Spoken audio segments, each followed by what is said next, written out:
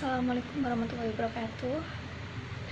Perkenalkan, saya Deva Manupada. Saya akan menjawab pertanyaan UTS matkul Komunikasi Data dan Jaringan Komputer. Berikut pertanyaannya. Bagaimana proses komunikasi data dalam jaringan komputer? Berikan contohnya. Nah, proses komunikasi data dalam jaringan yaitu pengguna memiliki ide, terus kemudian pengguna memasukkan pesan melalui perangkat pemasukan data, terus pemrosesan data oleh sumber data, kemudian data disimpan sementara di memori, kemudian data dikirimkan ke transmitter, kemudian sinyal dikirim melalui media transmisi, terus sinyal diterima oleh penerima, kemudian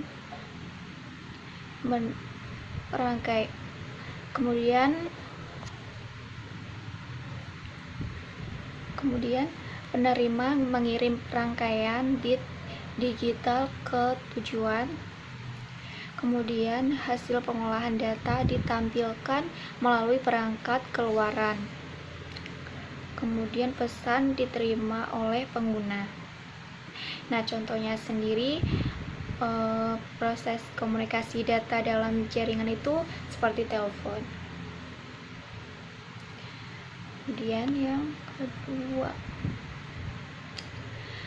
jelaskan perbedaan antara point to point dengan point to multipoint, atau gambarkan serta jelaskan kelebihan kekurangannya. Perbedaannya, point to point adalah sebuah metode koneksi perangkat yang menghubungkan satu perangkat dengan persis satu perangkat lain. Sedangkan point to multipoint adalah sebuah metode koneksi perangkat yang menghubungkan satu perangkat dengan setidaknya dua perangkat lain pada waktu yang bersamaan.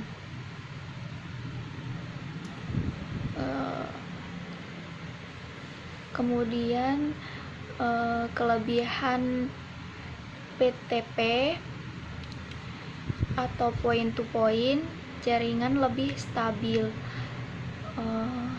Bandwidth yang dialirkan melalui media wireless akan sepenuhnya diterima oleh satu stasiun saja. Maintenance lebih mudah, cocok digunakan untuk kebutuhan jarak jauh. Kekurangannya, biaya instalasi lebih mahal.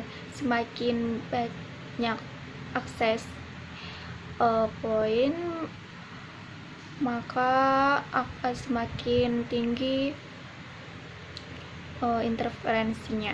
Point to point hanya bisa diterapkan pada jaringan radio wireless untuk menghubungkan antar set saja. Kelebihan point to multipoint yaitu hemat biaya, kemudian bisa diimplementasikan pada jaringan WiFi. Kekurangan PTMP yaitu kurang cocok dipakai untuk kebutuhan jarak jauh, susah maintenance. Terus bandwidth yang dialirkan akan terbagi-bagi.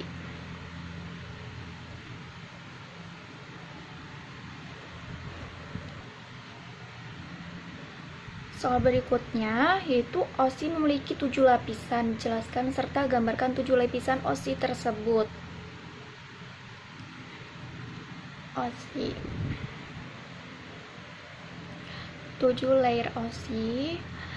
Layer 7 application layer merupakan layer di mana terjadi interaksi antar muka end user dengan aplikasi yang bekerja menggunakan fungsionalitas jaringan.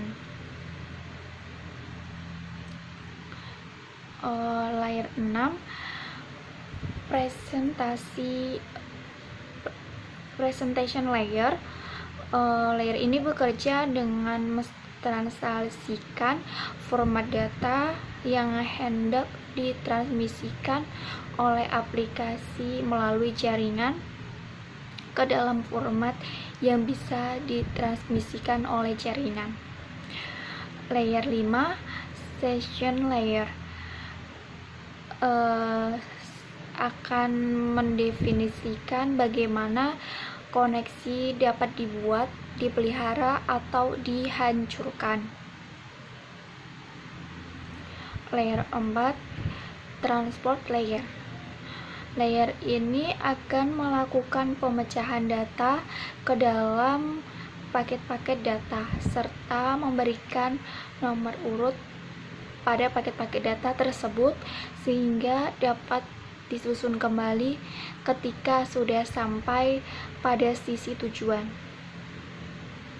Layer 3 network layer membuat header untuk paket-paket yang berisi alamat IP. Kemudian layer 2 data link layer berfungsi untuk menentukan bagaimana bit-bit data dikelompokkan menjadi format yang disebut sebagai frame. Kemudian layer 1 physical layer merupakan bekerja dengan mendefinisikan transmisi jaringan.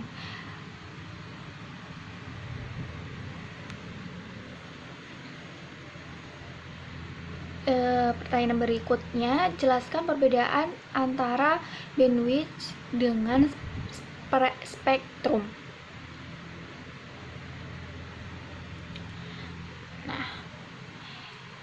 Bandwidth adalah tingkat maksimum transfer data dalam periode waktu tertentu, membantu mengukur jumlah data yang dapat ditransmisikan oleh media.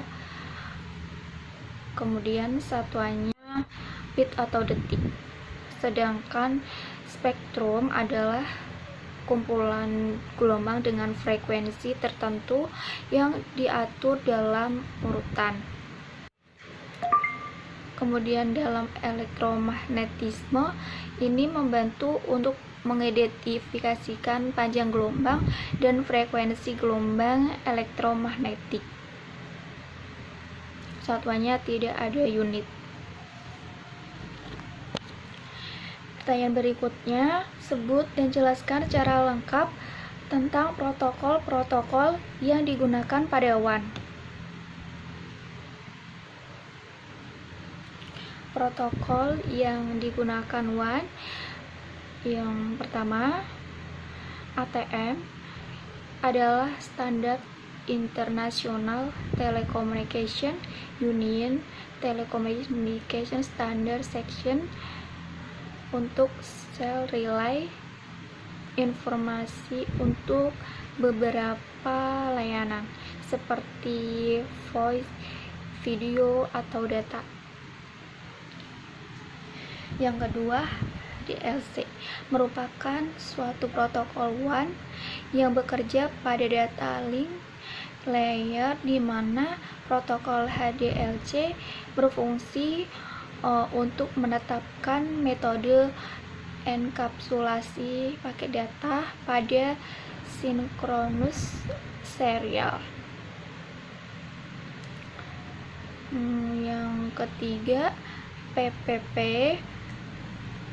merupakan protokol pada data link layer yang dapat digunakan untuk komunikasi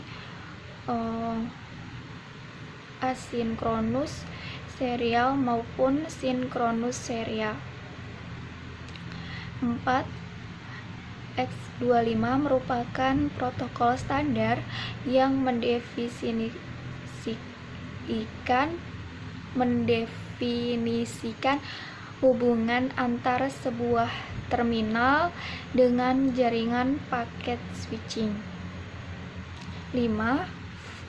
Frame relay merupakan protokol untuk pengiriman data pada jaringan publik. Adalah sebuah protokol one high performance yang beroperasi pada physical layer dan data link layer. Kemudian yang keenam, ISDN, suatu layanan digital yang berjalan melalui jaringan telepon. ISDN juga protokol komunikasi data yang dapat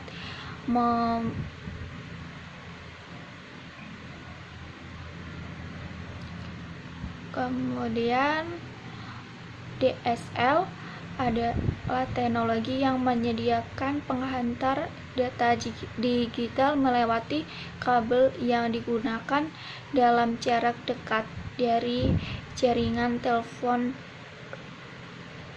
ke tempat. Terima kasih. Saya Diva Manufadah. Wassalamualaikum warahmatullahi wabarakatuh.